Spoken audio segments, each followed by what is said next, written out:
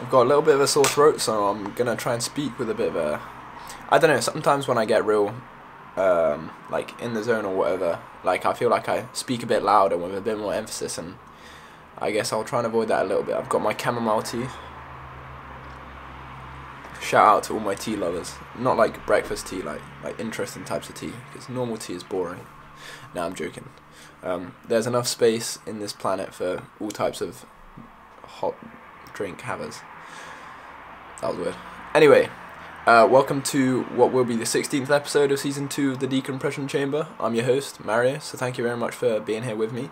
And yeah, so I'm going to get us kicking off with our opening quote. And honestly, I just pulled this off Instagram, and I don't know who said it, but I quite liked it. And it says, "If you look back only at your mistakes, you'd think you were an idiot. If you look back only at your wiser choices, you'd think you were infallible. But if you look back on everything, you realise you're a human being who's been through a lot, grown a lot, and is always still learning and improving as time goes by." Roll the intro.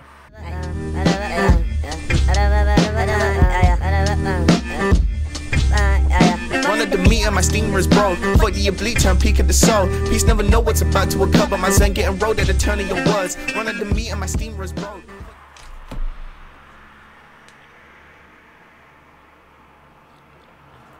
Yeah, so I mean, I'm sure everybody can relate to that. Sometimes I'll be just about to sleep, and my brain supplies me with one of the more embarrassing moments of my living memory, or you know, one of the cringe things that I said when I perhaps shouldn't have said it, or just one of those situations you wish you hadn't put yourself in. And there's no choice. You just gotta accept that that's part of the journey and be like, well, what lessons can I learn from this? Or are there any lessons to learn from this? You know, sometimes I think something that's kind of interesting is that, yes, failure, you have to learn from it, and you can always like take some good out of something bad. However, I don't think that that means it's acceptable to like romanticize like those negative experiences, or like you know, have that kind of romanticization of being in pain or feeling bad about yourself, you know. Sometimes I think, personally, I just accept feeling bad too easily, you know. And it's not to say that you have control over it, it's just that sometimes that's just how life is, and you got to keep marching forward. And sometimes stuff is at a level where it doesn't really feel like there's any other option, and in those times, normally, it's with the people around you, the people who support you, and those kind of things that really get me through it, as few as they are, you know. And similarly, I think just the kind of person I am, or just the kind of culture we're in, I think we really don't want to be like egotists, you know. We don't want to be the person, the one who's like, everybody knows someone like that, who is egotistical, who thinks too much of themselves, who thinks they're the best at everything, who thinks they're the most important person in the room, and that every conversation has to be theirs, you know. Everybody knows one of those, and nobody wants to be them. And little top secret tip, if you don't know anyone who's like that, it's probably you.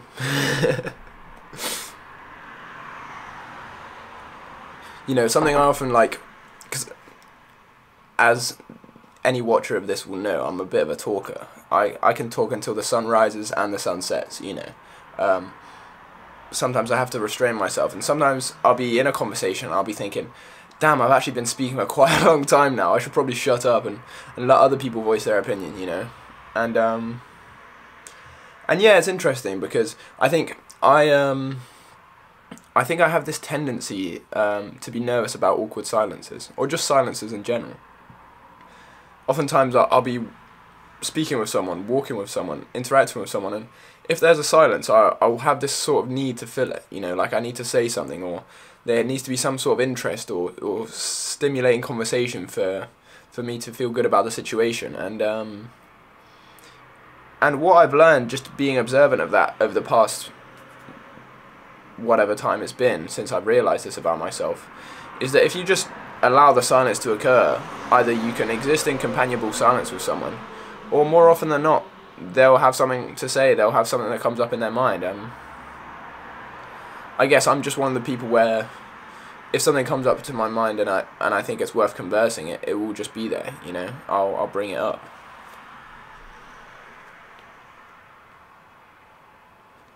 And that's something I pride myself, really. I do think it's one of my strengths, conversation and that. But I think, again, it's not necessarily about the individuals. Oftentimes it's about the dynamic, you know. There'll be some people where I don't have anything to say to them. I don't know how to relate to them, or I don't know where to start. Whereas there are some people where it's just, you know, it breezes right by. I don't even have to think about it. I don't even find that conscious moment of, oh, what's this conversation like, or what am I being like in this conversation. It's just there. It just goes. And I mean, really, it's one of my favorite things. Like recently, I can't remember how recently, I was just like walking, it was nice weather, just with a friend, and like I just said, like, this is it for me. Walking and talking with someone in nice weather, like, doesn't get much better. It honestly doesn't get much better than that. And you know, life's full of rich and complex and different experiences, but sometimes you just have to appreciate the simple ones, you know.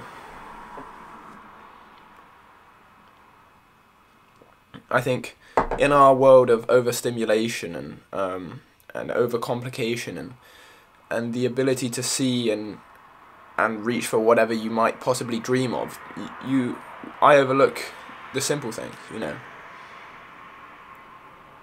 And I think I always try and loop that back to gratitude, you know. The reason why I've named this channel what it is because gratitude has genuinely changed my life.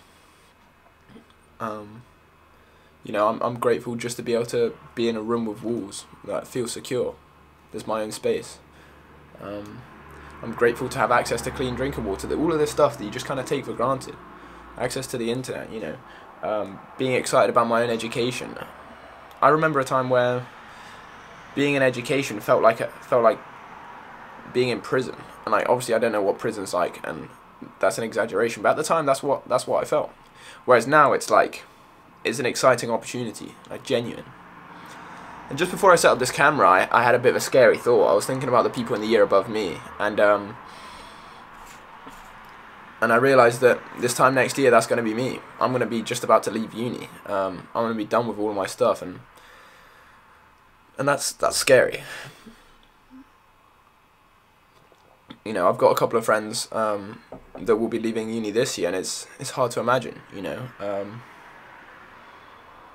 It's not to say that I'm not mature, but I don't really feel like I'm ready for that stage of life yet, necessarily. I feel like I can operate in that space, but I don't know. I guess I've said this as a joke to people, but I honestly don't feel like I've aged a day since I was 18. I feel like when I turned 18, it was like this noticeable shift for me, where I was like, okay, I'm an adult now. I have to act like an adult, or I have to like treat myself as if I were an adult, which I am, funnily enough. But yeah, I guess just the idea of leaving university, going on to that next stage of life, it's scary. It's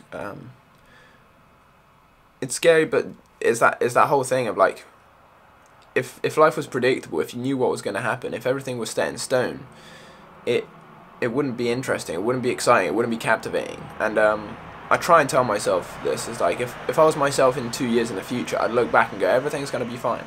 Everything's going to be fine. I will find a way to land on my feet. I'll use my potential, and I'll seize opportunities, and I'll explore the different avenues that I'll have to explore. And I guess it just like anything, all of us, we have that fear of the unknown. And that doesn't just come to the future. That's kind of embedded in all parts of our lives, in the past and in the present.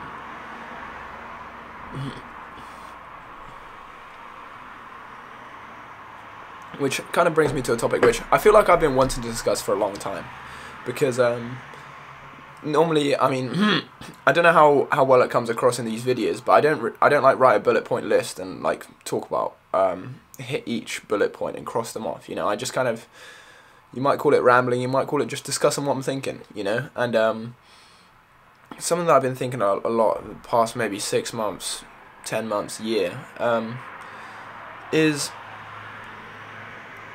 well, I guess to set it up, I would describe there's a few relationships in my life where the person, like, normally it's to do with friendship, is where this person in my life, I feel like we get on well. I feel like I really like their personality and the kind of their interest and the way they see the world and their temperament and all of that stuff. And yet, I feel like there's this invisible layer of separation. Pardon me. Like there's this distance between us, you know, and something that I often tell myself is that you can only be as close to someone as you are open to them, you know. It's like, if you're open with people and they're open with you, then you can kind of understand each other better, and through that understanding and through that, I guess, intimacy, you can develop a better relationship, a more kind of intimate and close relationship. And there's some people in my life where, because I get on with them, you know, and I guess in general I would describe myself as an open person. I try and, like, you know, just kind of nurture that relationship and interact with them in a way that would progress that friendship and make us closer and make us kind of be better friends, really. And yet there's still this invisible barrier between I and them. And it's not to say that I'm blameless, you know. I think there's an issue of compatibility, that sometimes people just are compatible in a way that means these things don't have to be thought about, or that this invisible barrier doesn't exist. But I think there's just some people in my life where they're not open in a way that makes me feel able to be close to them. And I'm trying to link this back to the fear of the unknown. And what I mean to say by this is that because I don't know the reasons for it, because this uncertainty comes from a place of not knowing,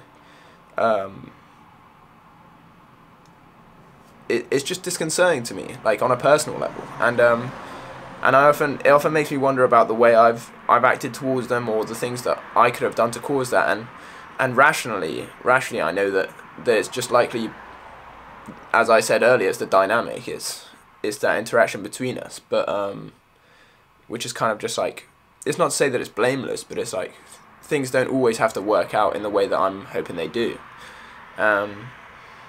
It's just a thing of acceptance, I guess. It's just a thing of acceptance.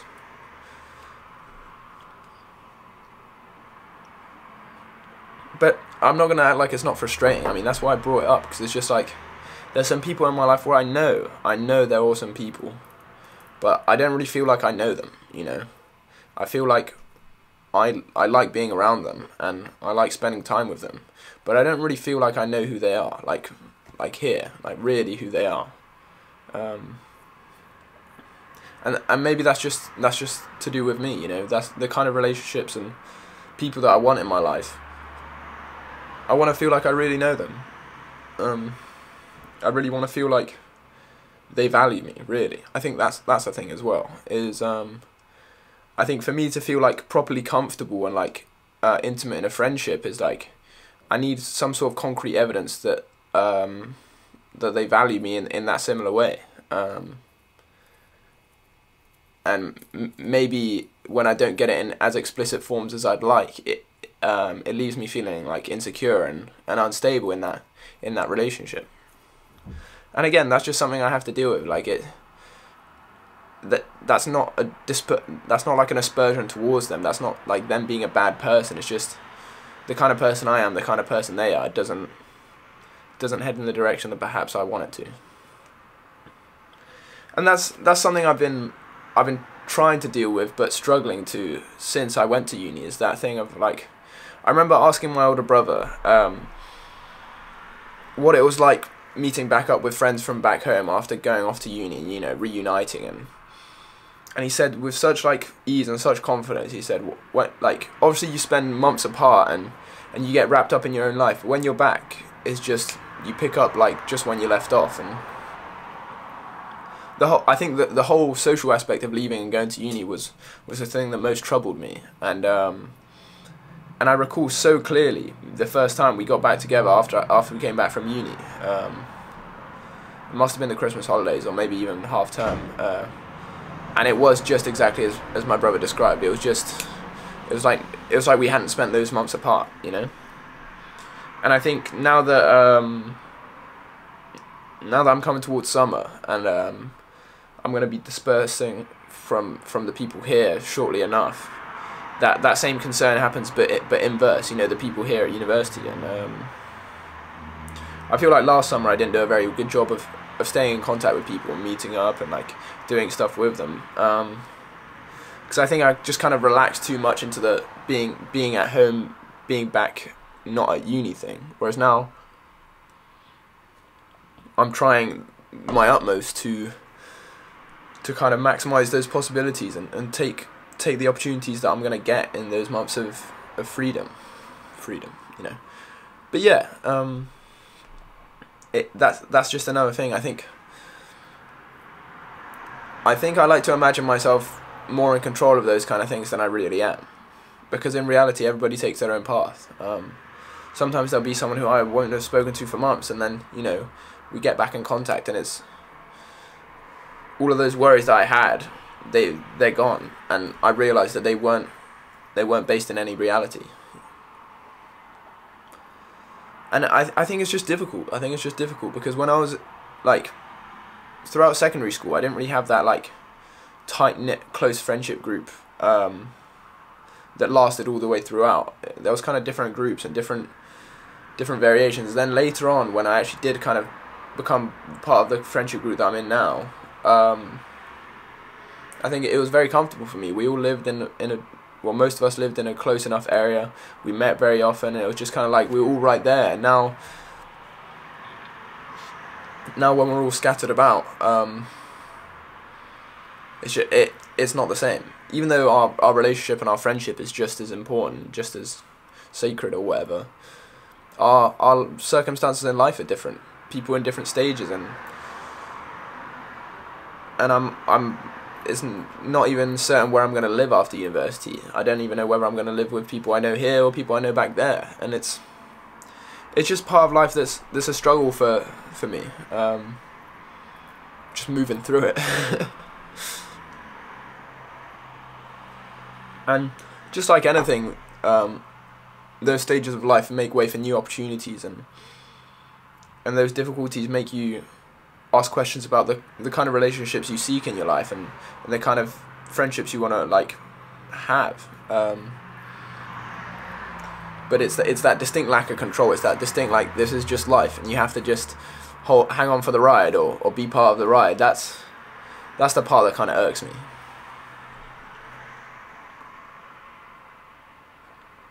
Man, I'm really churning through this tea out of my UncertainTea.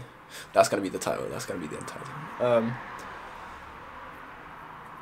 Yeah, sorry, I get distracted. I feel like I'm gonna totally sidetrack this, but something that really entertains me is naming stuff. Oftentimes we'll be in a conversation, and like I'll pull a few words out of a sentence someone said, or something that I've said myself, and I say that's gonna be the name of something, you know. I never write them down. I feel like I should, but I don't know. I guess to me it's like oftentimes I like to repeat words or repeat things that people have said in a conversation as like a proof that I've listened well, you know. I like that sense of approval I get from someone when they can tell I've listened to them properly. And oftentimes, here's a little cheeky trick: if you aren't fully listening, but you like want to give the impression that you have, just repeat what the person said back to them in their own words. You know, oftentimes I've had this with a lecturer where they're telling me something and I've already got the point they've said, so I just not interrupt by like I jump in by just saying what they've said, but in my own words, and then they can see that I've understood it, and that's understanding of understanding is validating. You know. I'm pretty sure I've said this on this podcast, but if someone is listening to me in a conversation, I can tell. And if someone isn't, I can tell. And the exact moment where they act like they are, but they're really not, I can tell. I'm extremely focused on this. and I'm certain of it. And sometimes I'll be caught out, but on most of the time, I can tell when someone's present, because the conversation's just not worthwhile if they're not present. You know, it means nothing. It means nothing. It's a facade. But that's how life is. Sometimes people aren't in the position to listen. But speaking and being listened to, that's it for me. You know, that's the main thing. And like, this is a real weird tangent to that, but I'm 100% certain that I can tell with 100% efficacy or accuracy that when someone is drinking in a movie, I can tell whether there's an actually liquid in that vessel or not. You know, I feel like this will be a cool concept for a video that we should do in the future. But I proved this with a friend, where I mentioned this in a conversation to them, and they sent me a video drinking from a cup, and they asked me like, oh, is this actually got liquid or not? And I said that it didn't, and they proved that it didn't. I don't know, I guess I just like paying attention to those kind of things. And maybe if there's some sort of lasting message to this video, which I quite like doing now, as I mentioned previous, pay attention to what you pay attention to. No, as in, don't just pay attention to the stuff that you've already been paying attention to, but kind of inspect the things that draw your interest.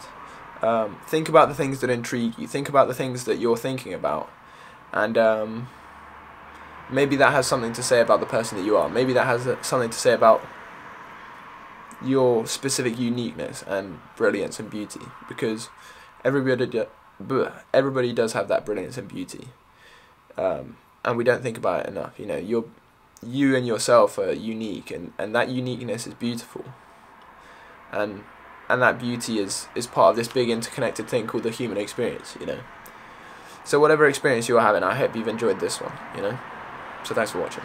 See you later. Getting rolled at a turn of your words. Run under me and my steamer is broke. For the oblique turn, peak of the soul. Peace never know what's about to come, but my zen getting rolled at the turn of your words.